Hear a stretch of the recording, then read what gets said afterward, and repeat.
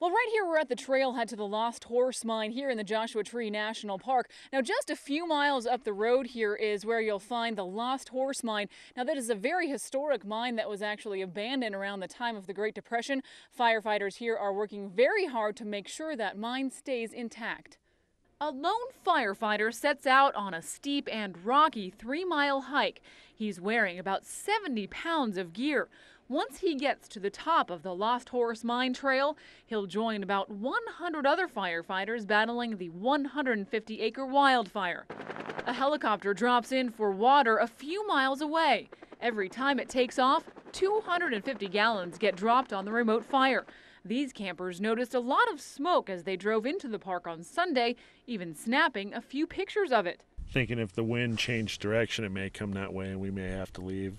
But it didn't. The 5,000 or so visitors to the park over the weekend were allowed to stay, but roads leading to the fire area had to be shut down for the public's and firefighters' safety. Emergencies do happen in all national parks. It's not just fires. It could be anything from a snake bite to a rescue. So these things do happen, especially on holiday weekends. We certainly don't want fires to happen here anytime, but being prepared is always the best bet. Firefighters saved the Lost Horse Mine from flames. It's one of the most valuable pieces of history in the park, according to rangers. And firefighters do expect to have full containment on this fire here in Joshua Tree National Park by Tuesday morning. Right here in Joshua Tree, Ciara Coyle, KMIR 6 News.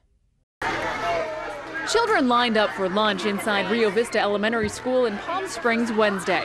Some chose apples, others ate burritos, but what they could not choose, peanut butter and jelly sandwiches. Late last week, a major peanut butter recall hit hundreds of products like popular peanut butter crackers. The Palm Springs Unified School District and the other 2 local districts have pulled all peanut butter products from the lunch line so kids don't get sick from salmonella. They get a minimum of 3 entree choices a day, so we just increase the other choices. That's good news for Elvia Miramontes, who has 2 kids in school here. Eduardo is 10 and Diego is 6. How often do they eat peanut butter sandwiches? All the time. Yeah, we like a snack. But after hearing about the recall, her kids will be going without their peanut butter snacks for a while. A company called Pierre makes most of the peanut butter and jelly sandwiches that are packaged and then served here at local schools, but they have recently sent a letter to these school administrators saying that their products are safe. Pierre's letter says it has contacted all of its peanut butter suppliers and confirmed that those suppliers are not affiliated with the Peanut Corporation of America's peanut butter recall. Pierre's management was unavailable for specifics. But Palm Springs Unified says it's been reassured, so kids here will get to eat peanut butter by Thursday. In the form of sandwiches, and our crackers will go back on our snack menu. Palm Springs school officials say their peanut butter foods are safe, but they continue to monitor the lengthy and still growing recall list. Seth Hoffman just sold his diesel truck to this couple on Friday. The registration on the heavy hauler, $250. When the couple goes to register their truck next year, they'll pay nearly $500.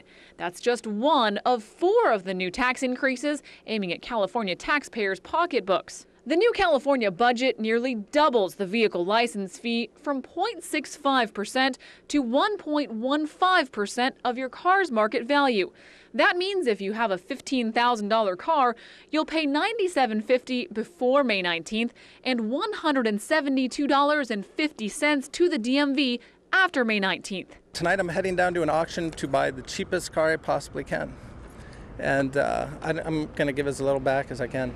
That's not a very nice thing to say, is it? So you'll be paying more for your car, but next time you go to the store after April 1st, you'll also be paying more in sales tax. The state sales tax is going up 1% or up 1 cent for every dollar. Let's say you spend $10,000 a year on taxable items, you'll shell out $100 more in taxes. I mean, I'm not happy with it, so, but we have to do what we have to do, I guess. But wait, there's more that taxpayers are unhappy about. Personal state income taxes going up 0.25%. In the Coachella Valley, the average household pulls in $73,000 a year, so that would equal an extra $182.50. The budget also reduces the amount Californians can claim for dependents by $210. All of these added up amounts to $742.50 out of your pocket and into the state's. Ciara Coyle, KMIR 6 News. A search and rescue chopper flies into Snow Creek from all the way up there. On board was this guy.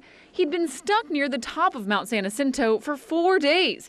When he got out, he looked okay, but he was really hungry. Minutes later, mountain rescuers brought his friend down to safety. One thing after another, we took a wrong route that brought us up like this avalanche kind of trail, and from that point, we had to sleep there. The next day we ran into a waterfall. We didn't know our way. We had no map, no compass. Not the way the Riverside County Mountain Rescue Team recommends hikers take on the 10,800-foot San Jacinto Peak. These climbers were found just below the peak at the 9,500-foot elevation, and they were out of food. Yeah, it was freezing. It was a pain. It was more than the cold. It was just a pain. I mean, we had all the proper gear. My advice would be never trust this guy as a tour guide. One of the climbers was reunited with his girlfriend. She's the one who just might have saved these two. I flew back from a business trip, so I was pretty worried because it's not like him to not call. They let people know their time frame, so when they didn't return, we were able to be called. What these mountain rescuers say a lot of people don't realize about Mount San Jacinto is the fact that it is so difficult because it's got the highest vertical climb in the shortest amount of distance anywhere within the continental United States. The experts say the pair got into trouble Right at the start, just underestimating conditions, trying to do it fast and not really knowing what actually existed up there in the mountain. In Snow Creek, Ciara Coyle, KMIR 6 News. Bloodied clothes lay on the sidewalk in front of this laundromat in Palm Springs Tuesday night. They belong to a Palm Springs high school student who, people here on scene say, was shot 3 times by another teenager. I was standing outside here in the corner smoking a cigarette, and I heard a couple gunshots, 5 or 6 shots. Witnesses here on scene say they heard some gunshots coming from the alley behind the businesses. The teenage shooting victim then stumbled up here onto the sidewalk and collapsed on the ground. He came up and said he got shot. I laid him down right here on the floor and got one of my rags out of the washer and put pressure on the wounds just to make sure he's okay, and got as much information as I could from him to call his house and just comfort him as much as I could. Stephen says the teen was bleeding from 3 bullet wounds, 1 to his arm, 1 to the right side of his stomach, and 1 in his chest. Did you get a look at the kid who was running away at all? Do you remember what he looked like?